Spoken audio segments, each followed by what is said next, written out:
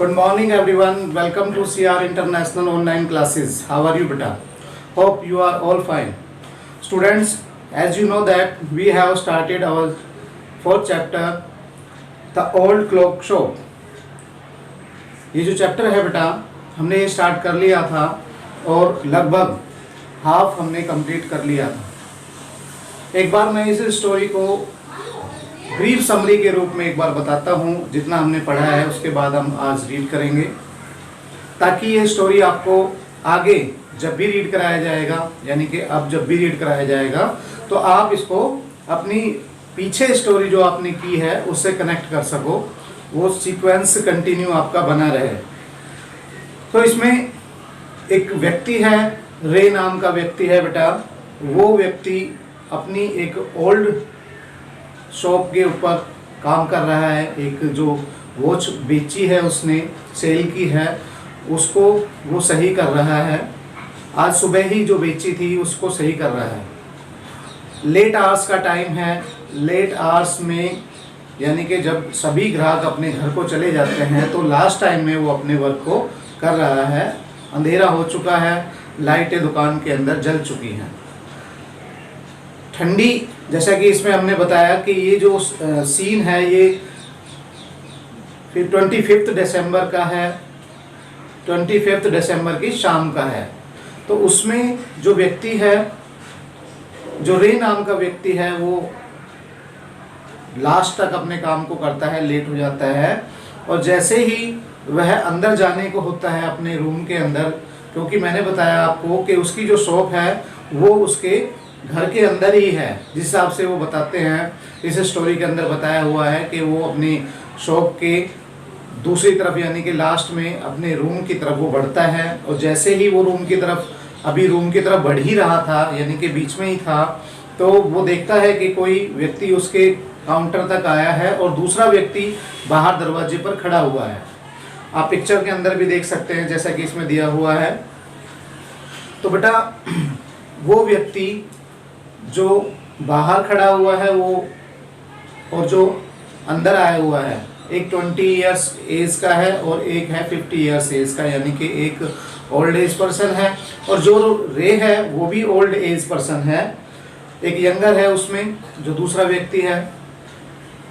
तो रे समझ जाता है ये ग्राहक तो है नहीं, वो क्या है, वो कोई क्या करने के लिए आए हैं, लूट वगैरह करने के लिए आए हैं। वो देखते हैं, अभी हम इसमें देखेंगे कि वो एक हाथ में अपने पिस्टल लिए हुए है और दूसरा हाथ अपने पॉकेट के अंदर डालता है, दूसरा व्यक्ति जो होता है। तो बेटा हमने ये पढ़ा था कि जब रे उसको देखता है तो वो घबरा जाता है कि ये कौन व्यक्ति आ गए, पर वह अपनी घबराहट को छुपाता है और छुपाने के बाद उनसे अपने नोटपैड को आगे देता है। नोटपैड को आगे इसलिए देता है बेटा क्योंकि रे ना सुन नहीं सकता है। रे सुन नहीं सकता है, बहरा है, इसलिए वो किसी भी ग्राहक से डीलिंग जो करता है वो क्या करता है कि नोटपैड पर लिखकर बात करता है। उसके बाद वो अपने जो भी बात है या कोई ग्राहक जो कुछ कहता है वो नोटपैड के द्वारा लिखकर ही वो बात करते हैं। तो ऐसे ही जब वो आते हैं तो वो वैसे ही ट्रीट करता है जैसे ग्राहक को आते हैं काउंटर के पास और एक व्यक्ति बाहर खड़ा हुआ है, तो जो काउंटर के पास व्यक्ति आता है उसको वो नोटपैड दे देता है। और नोटपैड देता है तो जो वो व्यक्ति है जिसको वो नोटपैड देता है रे, वो ऐसा है कि उसके चेहरे पर ऐसा लगता है कि वो अनफ्रेंडली है, मतलब मित्रतापूर्ण उसका व्यवहार नहीं लग रहा है। अब देखते हैं बेटा इस चैप्टर के अंदर के आगे होता क्या है।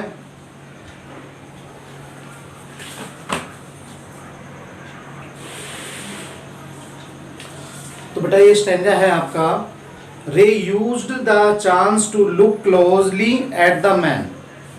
मिल गया होगा सभी को, सभी बुक अपनी ओपन करें और ये सेंटेंस आपको जहां मिलता है, ये लाइन जहां से मिलती है वहां से स्टार्ट करें। Ray used the chance to look closely at the man, paying attention to the shape of gun and restless hand in the man's right coat pocket. अब रे को जैसे वो व्यक्ति यानी कि रे नोटपैड देता है तो वो दूसरा व्यक्ति जो होता है दोनों आपस में बात करते हैं। तो ये समय यानी कि उस समय जब वो दोनों बातें कर रहे हैं या कुछ वो बता रहा है तो उस समय रे को चांस मिल जाता है कि उस व्यक्ति को अच्छी तरह से देखे। To the shape of gun, और उसकी गन को, and restless hand in the man's right coat pocket, और उस व्यक्ति के कोट के अंदर जो उसका राइट हैंड है वो अंदर उसका हाथ है, यानी कि उसके पॉकेट में उसका हाथ है, उस रेस्टलेस यानी कि बेचैन हाथ को भी देखता है। यानी कि रे जो है उस समय उसको अवसर मिल जाता है रे को कि वो उस व्यक्ति का चेहरा अच्छे से देखे और उसकी जो गन है उसकी शेप को अच्छी तरह से देखे, और वो उसके हाथ को भी देख सकता है जो कि उसे बेचैन लगता है, यानी कि बार बार उसे निकालता है और अंदर करता है। Anger boiled with in him, anger boiled का मीन्स होता है उबलना। अब गुस्सा उसके अंदर उबल रहा था, but it was kept down by an inner voice that said be still, परंतु उसकी आंतरिक आवाज ने, यानी कि रे की आंतरिक आवाज ने उससे अपने आप से कहा कि स्टिल क्वाइट, यानी कि अभी स्थिर शांत रहो। He wrote on the note pad, और उसने नोट पैड पर लिखा, मैं आई हेल्प यू, मैं तुम्हारी सहायता कर सकता हूँ, क्या मैं तुम्हारी सहायता कर सकता हूँ। For the first time the older man looked directly at Ray and smile. For the first time, यह पहला समय था, यानी कि यह फर्स्ट टाइम था जब बूढ़े व्यक्ति ने रे को देखा और मुस्कुराया, यानी कि अभी तक दोनों मुस्कुराए नहीं थे एक दूसरे को देखकर। अब वो जो दूसरा व्यक्ति था, यानी कि लूट के बहाने से उसकी दुकान में आया था, एक व्यक्ति जो यंगर था वो बाहर की तरफ खड़ा हुआ था, तो जो अंदर की तरफ आया 50 ईयर्स एज का है वो अब मुस्कुराया उसे देखकर, रे को देखकर। अ क्रूएल मॉकिंग स्माइल, मॉकिंग का मीन्स बेटा होता है खिल्ली उड़ाना, मजाक उड़ाना।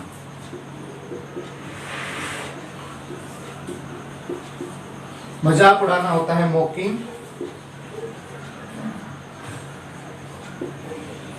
तो वह निर्दयता से, यानी कि जो उसकी स्माइल है वो पता लग रहा है कि उसके हंसी उड़ाने के अवसर से, यानी कि उसकी हंसी उड़ाने के उससे वो मुस्कुरा रहा है और निर्दयता से वो मुस्कुरा रहा है। They both understood why he was there, दोनों समझ गए थे कि वो वहां पर क्यों खड़ा है। Why his friends remain at the door, के उसका मित्र दरवाजे पर क्यों खड़ा है, दोनों समझ गए थे। यानी कि रे तो समझ ही गया था, और वो दूसरा व्यक्ति है वो भी ये जान गया था कि अब रे को पता लग गया है कि ये दोनों क्यों आए हैं। They looked like man who were down on their luck, ऐसे लगते थे कि दोनों व्यक्ति, रे समझता है कि वो दोनों व्यक्ति जो उसकी दुकान में आए हैं वो ऐसे लगते हैं कि वो अपने भाग्य के सताए हुए हों। And were now ready to try something they would later be sorry about, और वो कुछ ऐसा करने वाले हैं कि बाद में उन्हें इस बात पर सॉरी फील हो, यानी कि उन्हें पछतावा हो, ऐसा काम करने वाले हैं। तो बेटा इस स्टेंजा में ये बताया कि जो रे है वो उन दोनों व्यक्तियों को अब अच्छी तरह से देख लेता है, क्योंकि जब वो दोनों बातें करते हैं तो उसे अवसर मिल जाता है कि उनको दोनों के चेहरे को देख ले, अच्छी तरह देखता है। वो देखता है कि उसके हाथ में गन भी है, और अब वो दोनों व्यक्ति भी समझ जाते हैं कि रे को पता लग गया है कि किस मकसद से वो यहाँ पर आए हैं। तो रे अब समझता है और ये बता रहा है, रे अपने माइंड के अंदर उसके जो चल रहा है वो ये समझ रहा है कि ये दोनों व्यक्ति वो काम करने वाले हैं जो इनको बाद में, जिससे इनको बाद में पछताना पड़े।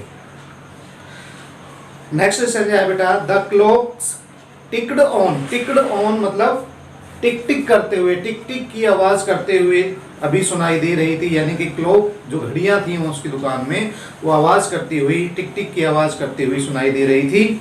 रे काल्मली रोट अनदर मैसेज, रे ने दूसरा मैसेज नोटपैड पर लिखा, have you come to pick up a clock और वॉच, क्या तुम यहाँ पर क्लॉक लेने आए हो, उठाने आए हो, या फिर वॉच उठाने आए हो।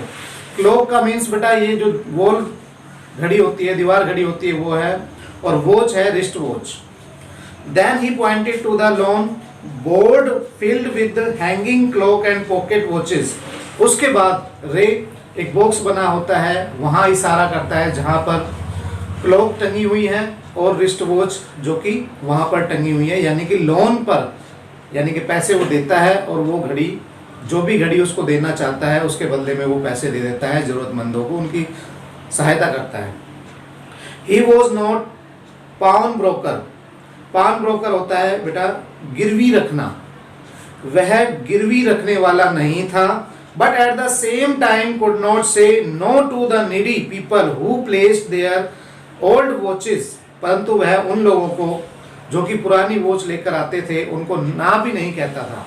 यानी कि वो गिरवी रखने वाला नहीं था, पर जरूरत के समय जो भी पुरानी वॉच को लेकर आता था उसके बदले में वो पैसे दे देता था। पान ब्रोकर गिरवी रखने वाला होता है।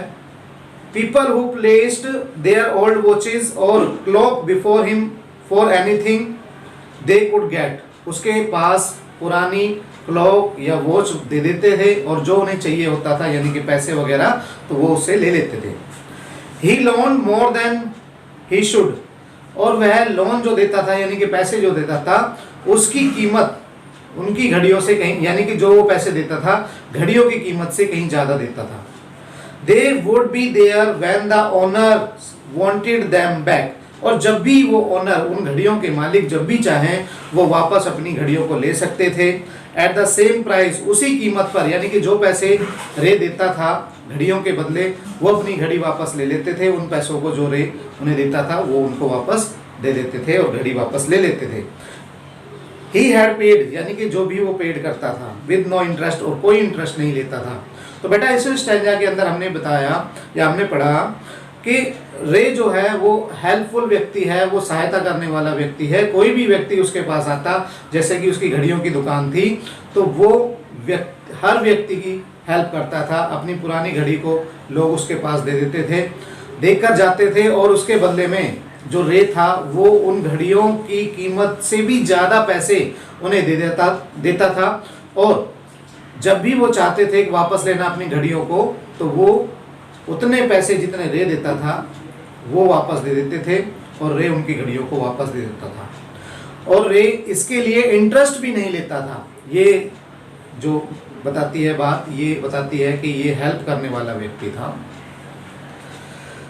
सो डियर, आज अभी इतना ही करेंगे क्योंकि ये चैप्टर थोड़ा आपको लगेगा कि दूसरे चैप्टर्स के कंपैरेटिवली ये थोड़ा सा क्या है, आपको थोड़ा लेंथी भी लगेगा और थोड़ा स्टोरी को समझने में, क्योंकि इसमें कन्वर्सेशन ज़्यादा है, तो वो कन्वर्सेशन को समझने के लिए हमें धीरे धीरे थोड़ा थोड़ा पढ़ना होगा।